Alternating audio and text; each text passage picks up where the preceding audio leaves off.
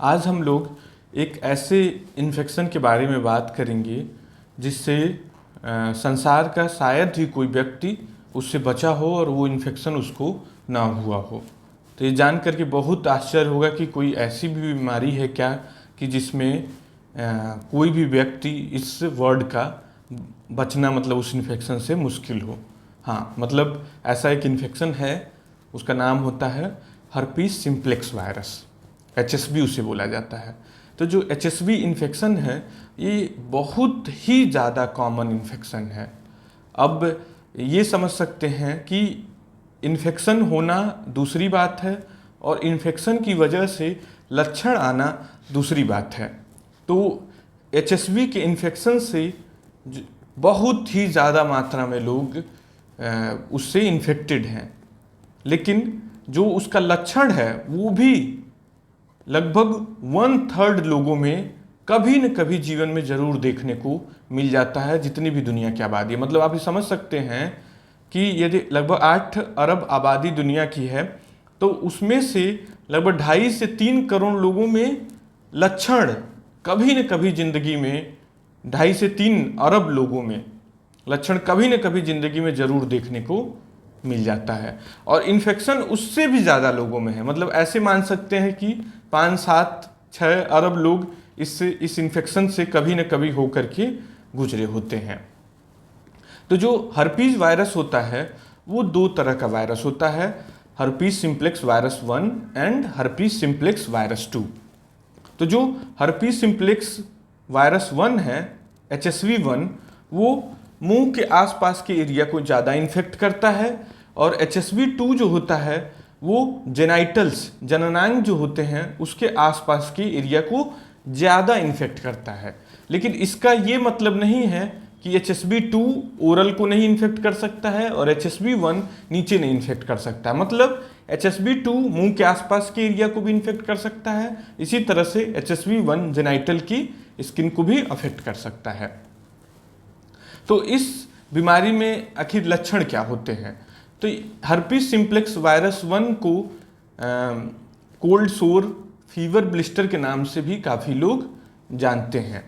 इसी तरह से जो रीजनल एरिया में नाम है, जैसे गांव के लोगों में तो ऐसा लोग बोलते हैं कि होंठ के स्किन के आसपास में मकड़ी ने काट लिया है या किसी कीड़े ने काट लिया है।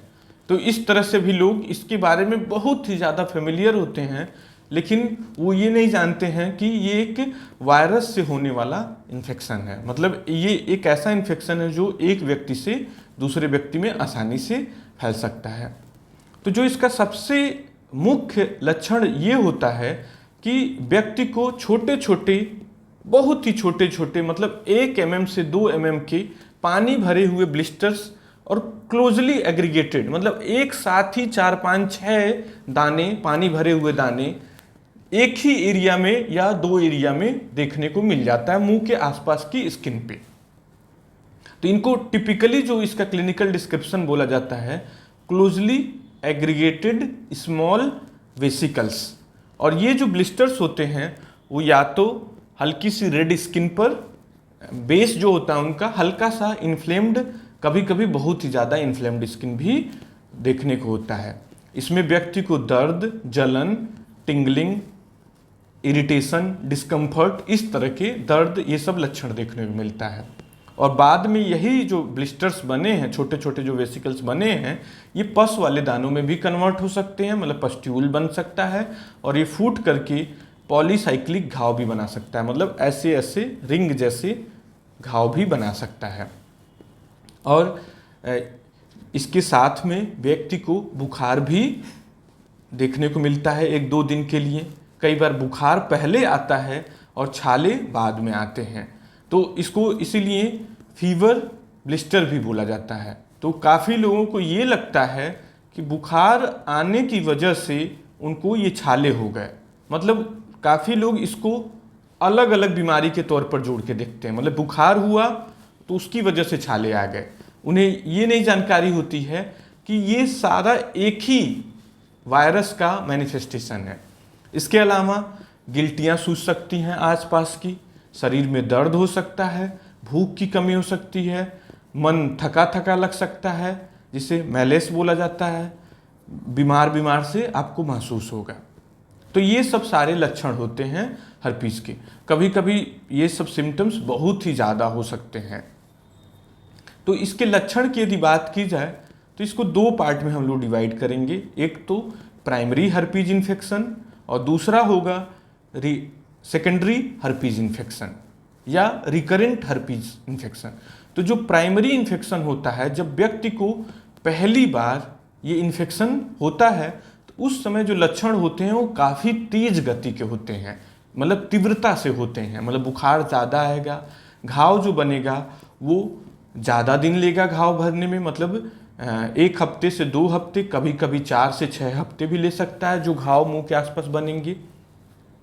इसी तरह से ये इन्फेक्शन मुंह के अंदर भी जा सकता है, जीभ पे, मसूड़ों पे, गले में फेरेंजाइटिस भी करा सकता है, और जो भी गिल्टियाँ सूजने की जो प्रॉब्लम है, शरीर में दर्द, बुखार, ये सब ज़्यादा तीव्रता की हो सकती हैं। लेकिन जब दोबारा ये इन्फेक्शन होता है, मतलब दोबारा इसका जो लक्षण होता है, तो वो लक्षण यूजुअली कम सीवियरिटी के होते हैं। मतलब हल्का फुल्का घाव बनेगा, हल्का फुल्का बुखार आ सकता है और वो 5 से 7 दिन, 4 दिन में ठीक हो जाता है। तो इसी वजह से लोग इसको आसानी से इग्नोर कर देते हैं कि बुखार की वजह से घाव बना और वो 4-5 दिन में अपने आप ठीक हो गया। और ये बार बार होता है तो भी लोग इग्नोर कर देते हैं, क्योंकि ये सेल्फ रिजॉल्विंग है और लोग फेमिलियर हो जाते हैं, एकस्टम्ड हो जाते हैं कि ये सिम्टम्स से, कि मतलब आया है 2-4 दिन में अपने आप चला जाएगा। तो जो हर्पीज वायरस होता है, ये जो वायरस होता है ये कैसे आखिर फैलता है, कैसे ये आखिर होता है? तो ये जो वायरस होता है ये हमेशा किसी न किसी दूसरे व्यक्ति से आपके शरीर में आएगा।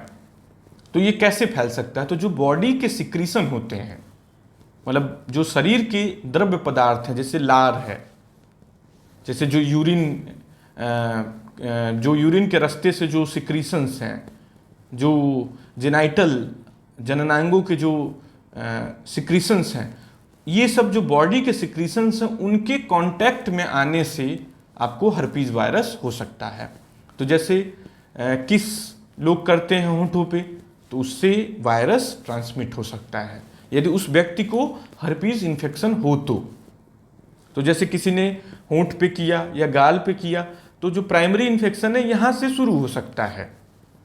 इसी तरह से किसी को हर्पीज हुआ है और उसके जूठे उसने पानी पिया, उसी बर्तन से आपने पानी पी लिया, तो भी आपको हर्पीज इन्फेक्शन हो सकता है। मतलब जो सलाइवा है, जो लार है या जो बॉडी के सिक्रीशंस हैं, वो सिक्रीशन के कांटेक्ट में आप आ गए तो वो इन्फेक्शन करा सकता है। तो इसी तरह से इसका इन्फेक्शन होता है, मतलब एक व्यक्ति से दूसरे व्यक्ति में। तो ये तो बहुत ही साधारण रूप हुआ हर्पीस के इन्फेक्शन का। लेकिन हर्पीस का इन्फेक्शन और भी तरीके से बॉडी में मैनिफेस्ट हो सकता है। जैसे हर्पेटिक साइकोसिस या हर्पेटिक फॉलिकुलाइटिस होता है, जिसमें कि जो बाल वाले रीजन है, दाढ़ी के जो बाल होते हैं, वो उसमें पस वाले दाने या लाल फुंसी वाले दाने बन जाते हैं। तो जैसे आपको हर्पीज इन्फेक्शन यहाँ पर है और आपने शेविंग कर दिया, तो वायरस वहाँ से बाल के जड़ों में फैल गया।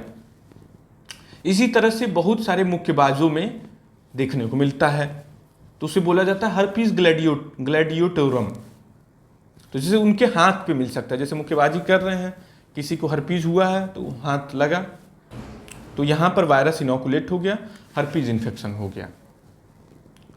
यदि किसी के मुंह पे हुआ है तो वहाँ की स्किन का कांटेक्ट उनके हाथ से हुआ, फिर उसने पंच मारा दूसरे के मुंह पे, तो उससे भी इन्फेक्शन हो सकता है।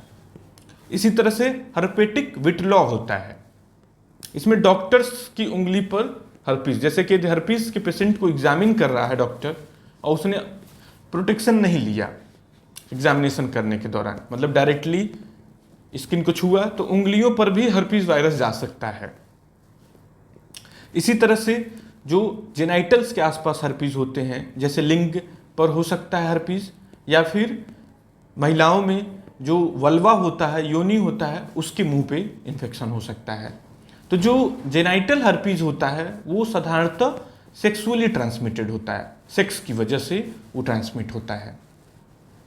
इसी तरह से हर्पीज कैपोसिफॉर्म इरप्शन एक होता है, जो एक्जिमा के पेशेंट, पेम्फिगस के पेशेंट हैं या दूसरे और भी स्किन की बीमारी हैं, उन पे पूरे शरीर पर भी हर्पीज का इन्फेक्शन फैल सकता है। जो हर्पीज का इन्फेक्शन है वो आंख की म्यूकोसा को भी अफेक्ट कर सकता है। और आपको ये जान करके आश्चर्य होगा कि ब्लाइंडनेस, जो अंधापन होता है, उसके लीडिंग कॉजेज में से हर्पीज इन्फेक्शन है। मतलब महत्वपूर्ण कारणों में से एक है हर्पीज का इन्फेक्शन। इसी तरह से यदि ये इन्फेक्शन मस्तिष्क में फैल जाए तो उसे बोला जाता है हर्पेटिक इनकेफेलाइटिस, मतलब मस्तिष्क का इन्फेक्शन। और ये भी एक जान के आश्चर्य होगा आपको कि यदि समय से इलाज नहीं दिया गया, एंटीवायरल ट्रीटमेंट नहीं चलाया गया, तो 70% लोगों की मौत हो सकती है इस वायरस से।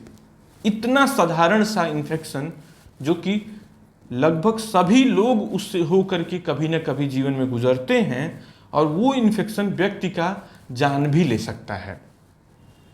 मतलब आप ऐसे अंदाजा लगा सकते हैं कि मतलब ये इतना डेंजरस भी साबित हो सकता है। लेकिन अच्छी बात यह है कि इसकी एंटीवायरल ट्रीटमेंट है, तो मैक्सिमम का यदि समय से ट्रीटमेंट हो जाए तो ईजिली पेशेंट को बचाया जा सकता है, मतलब आसानी से पेशेंट को बचाया जा सकता है। लेकिन जहाँ पे ट्रीटमेंट ऑप्शन नहीं है, जिन एरियाज में और जिनमें ट्रीटमेंट में देरी हुई, वहाँ पर मॉर्टेलिटी इससे हो सकती है, मृत्यु हो सकती है।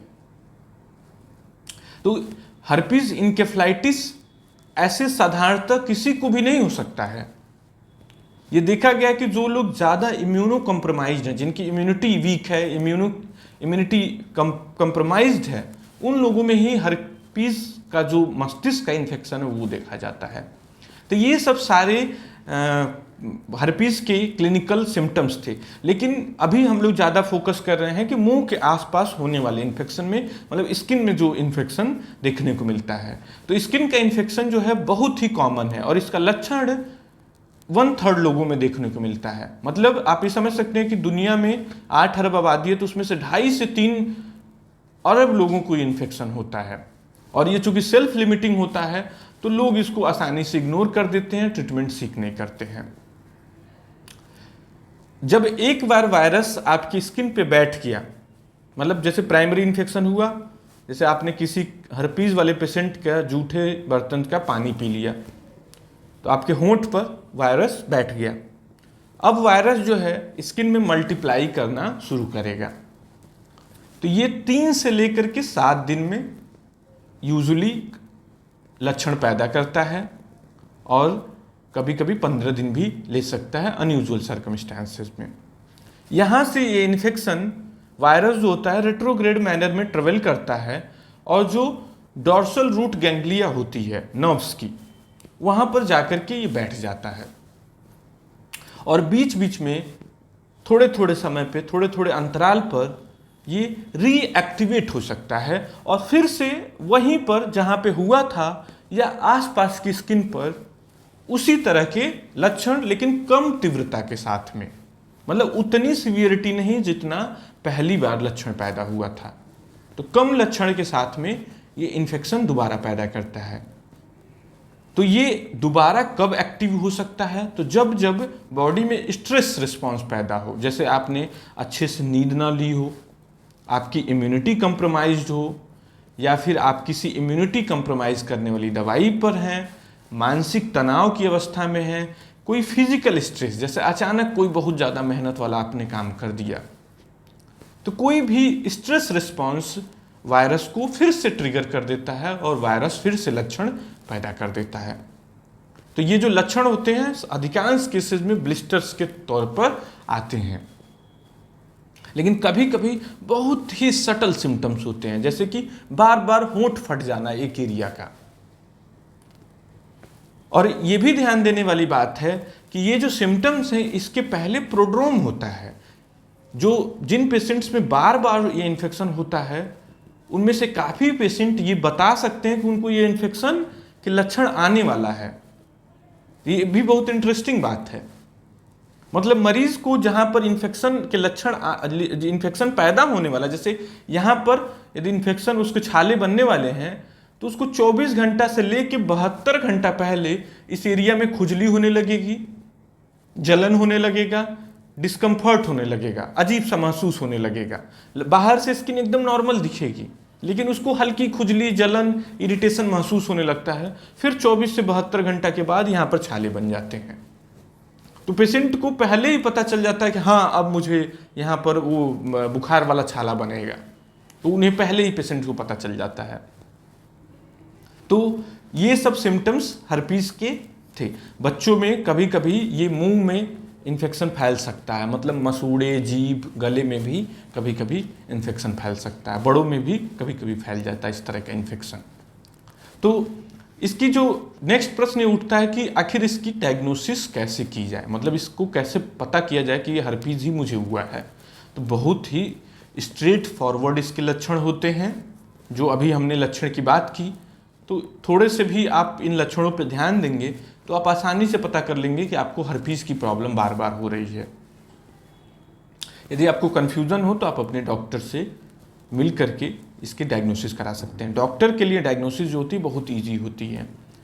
जो टिपिकल हिस्ट्री है, जो रिपीटेड लक्षण है बार बार थोड़े समय पे रिपीट होना, ये सब बहुत ही क्लासिकल सिम्टम्स होते हैं हर्पीस के। तो डॉक्टर को साधारणतः इसका डायग्नोसिस करने में मुश्किल नहीं होती है, लेकिन कभी कभी डॉक्टर्स भी इसकी डायग्नोसिस बनाने में मुश्किल में फंस जाते हैं, स्पेशली जब एटिपिकल मतलब असाधारण रूप में लक्षण हो, जैसे घाव बड़ा हो, घाव के साथ साथ पस हो, ढेर सारा क्रस्ट हो, पपड़ी उस पर बैठी हुई हो और बहुत दिनों से घाव भर न रहा हो, तो बड़ा सा अल्सर हो, डीप अल्सर हो। तो ऐसे कंडीशन में डॉक्टर्स भी कभी कभी कंफ्यूज हो जाते हैं। तो उस कंडीशन में डॉक्टर को कुछ टेस्ट की ज़रूरत पड़ती है, जैसे हर्पीस वायरस की सीरोलॉजी करानी पड़ती है। अब इस सीरोलॉजी में एक बहुत ही महत्वपूर्ण चीज़ है कि आईजीएम और आईजीजी सीरोलॉजी एचएसवी वायरस के खिलाफ करवाई जाती है। जो आईजीएम सीरोलॉजी होता है वो ज़्यादा महत्वपूर्ण होता है। आईजीएम जो आईजीएम सीरोलॉजी है वो एक्यूट इन्फेक्शन, मतलब अभी आपके शरीर में हर्पीज इन्फेक्शन की क्लिनिकल लक्षण है, मतलब एक्टिव है बीमारी, उसको बताता है। और आईजीजी का पॉजिटिव होना केवल यही बताता है कि कभी न कभी आपको हर्पीज इन्फेक्शन हुआ है। तो कई बार पेशेंट का आईजीएम रिपोर्ट निगेटिव होता है और आईजीजी रिपोर्ट पॉजिटिव होता है, और वो घबराए हुए आते हैं कि ये कैसा इन्फेक्शन मुझे पकड़ लिया है कि जो मेरा शरीर नहीं छोड़ रहा है। तो इन पेशेंट्स को हम लोग काउंसिल करते हैं कि आईजीजी का पॉजिटिव होना कोई विशेष मायने नहीं रखता है, आईजीएम का पॉजिटिव होना ही विशेष मायने रखता है। आईजीजी केवल यही बताता है कि ये इन्फेक्शन कभी अतीत में कभी न कभी आप होकर के गुजरे हैं। तो आईजीजी का पॉजिटिव होना किसी भी मायने में घबराने वाली बात नहीं है। तो ये सब चीज़ों को अच्छे से समझ लेना जरूरी होगा। इसके अलावा जैसे कन्फ्यूज़न यदि और हो तो वायरस का कल्चर किया जा सकता है। वायरस को पॉलीमरेज चेन रिएक्शन पीसीआर एक माध्यम है, बहुत ही एडवांस टेक्नोलॉजी है, उसके द्वारा वायरस को डायग्नोज किया जा सकता है, पकड़ा जा सकता है। तो ये सब जो टेस्ट होते हैं, इसी तरह से एक फ्लोरोसेंट एंटीबॉडी टेस्ट होता है, उसे भी कुछ केसेस में किया जाता है। लेकिन ये सब टेस्ट कभी कभी बहुत ही कन्फ्यूज़न के स्टेट में ही डॉक्टर रिकमेंड करता है। जैंक स्मीयर एक बहुत ही सामान्य बेड साइड टेस्ट होता है, तो वो भी आपका डॉक्टर आपकी स्किन को स्क्रैप करके विशेष प्रकार के डाई से उस स्लाइड को स्टेन करके माइक्रोस्कोप में देख सकता है।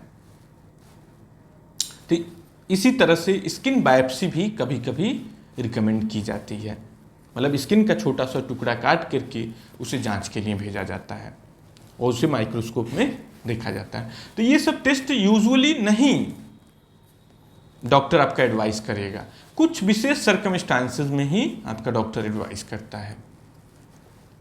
तो नेक्स्ट जो प्रश्न आता है ट्रीटमेंट का, तो इसका जो ट्रीटमेंट होता है वो बहुत ही सिंपल होता है। इसके लिए अभी एंटीवायरल दवाइयाँ मौजूद हैं, जिसमें कि एसाइक्लोवीर, वैलासाइक्लोवीर, फेमसिक्लोविर, इस तरह की जो दवाइयाँ हैं बहुत ही ज़्यादा यूज़ की जाती हैं और ये दवाइयाँ काफ़ी हद तक बहुत ही ज़्यादा सेफ भी होती हैं, सुरक्षित भी होती हैं। साधारणतः यदि व्यक्ति को प्राइमरी इन्फेक्शन हो तो 7 दिन का एंटीवायरल जो होता है सफिशिएंट होता है।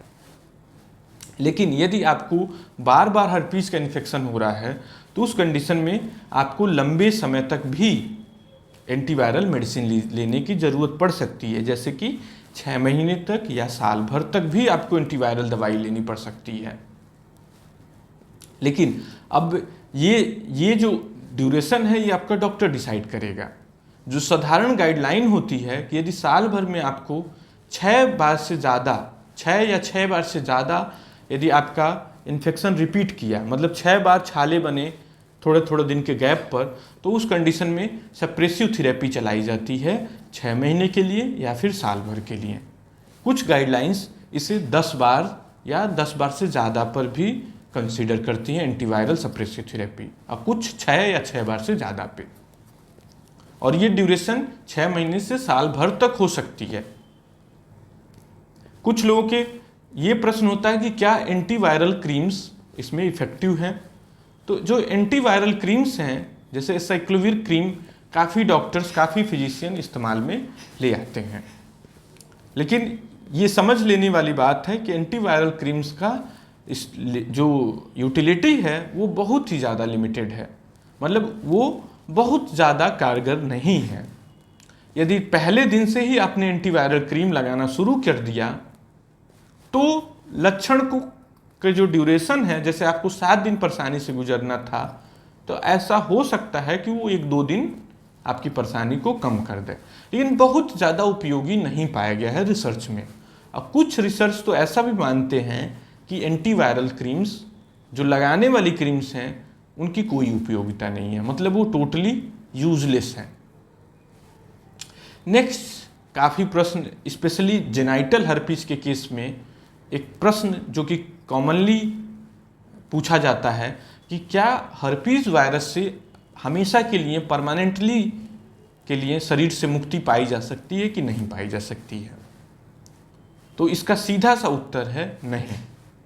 हर्पीस वायरस एक बार आपके बॉडी में प्रवेश कर गया तो उसको किसी भी तरीके से आपके शरीर से बाहर नहीं निकाला जा सकता है। आप चाहे सालों साल एंटीवायरल मेडिसिन खा लें तो भी आपके शरीर से इसको बाहर नहीं निकाला जा सकता है।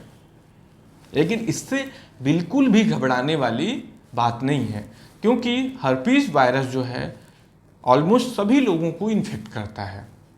मतलब जितने भी लोगों को आप देख रहे हैं दुनिया में, ऑलमोस्ट सभी लोग इस वायरस से पीड़ित हैं, लेकिन लक्षण जो होता है वो बहुत कम लोगों में ही देखने को मिलता है।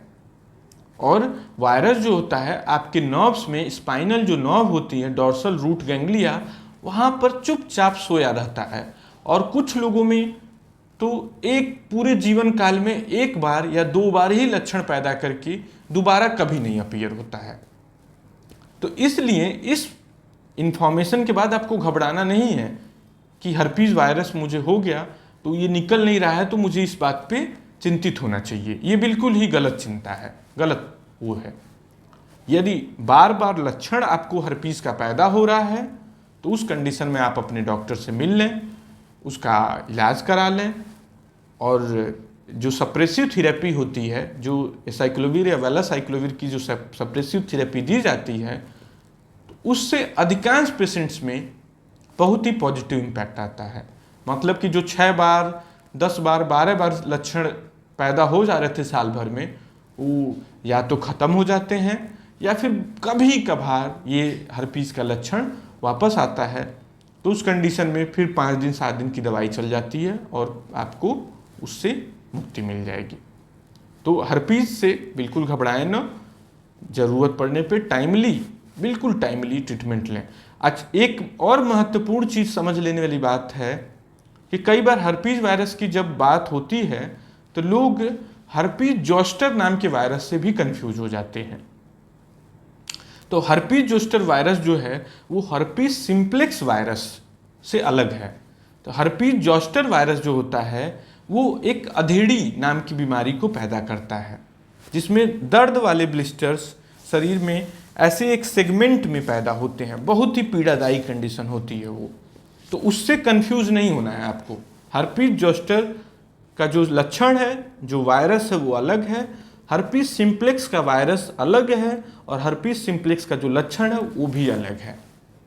हालांकि दोनों वायरस हर्पीज फैमिली के ही हैं, लेकिन ये अलग अलग वायरस हैं, तो इससे कंफ्यूज नहीं होना है आपको।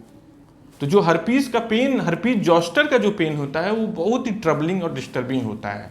हर्पीज सिम्प्लेक्स साधारणतः माइल्ड प्रॉब्लम है, हर्पीज जोस्टर साधारणतः परेशानी पैदा करने वाली बीमारी है, तकलीफ, काफ़ी ज़्यादा तकलीफ और पीड़ा देने वाली परेशानी है।